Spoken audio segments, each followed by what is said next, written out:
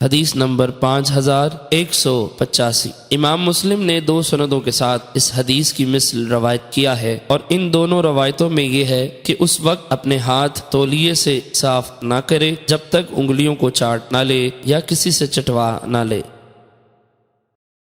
حدیث نمبر 5186۔ حضرت جابر رضی اللہ عنہ بیان کرتے ہیں کہ میں نے رسول اکرم صلی اللہ علیہ وسلم کو فرماتے ہوئے سنا کہ شیطان تمہارے ہر کام کے وقت آ جاتا ہے، حتیٰ کہ کھانے کے وقت بھی آ جاتا ہے، بس جب تم میں سے کسی کا لقمہ گرے تو اس پر لگی ہوئی مٹی وغیرہ صاف کر کے اس کو کھا لے اور اسے شیطان کے لیے نہ چھوڑے۔ جب فارغ ہو جائے تو اپنی انگلیاں چاٹ لے، کیونکہ وہ نہیں جانتا کہ اس کھانے کے کس جز میں برکت ہے۔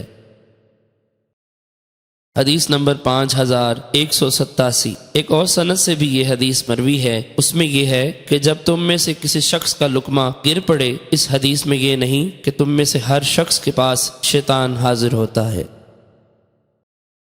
حدیث نمبر 5188۔ یہ حدیث دونوں سندوں کے ساتھ حضرت جابر رضی اللہ عنہ سے مروی ہے اور اس میں لقمے کا ذکر نہیں۔ حدیث نمبر 5189۔ حضرت انس رضی اللہ عنہ سے مروی ہے کہ نبی اکرم صلی اللہ علیہ وسلم جب کھانا تناول فرماتے تو اپنی 3 انگلیاں چاٹتے۔ وہ فرماتے ہیں، آپ ارشاد فرماتے ہیں، جب تم میں سے کسی ایک کا لقمہ گرے تو اس سے مٹی وغیرہ دور کر کے اسے کھا لے اور شیطان کے لیے نہ چھوڑے، اور آپ نے ہمیں حکم دیا کہ ہم پیالے کو صاف کریں۔ آپ نے فرمایا، تمہیں معلوم نہیں کہ کھانے کے کس حصے میں برکت ہے۔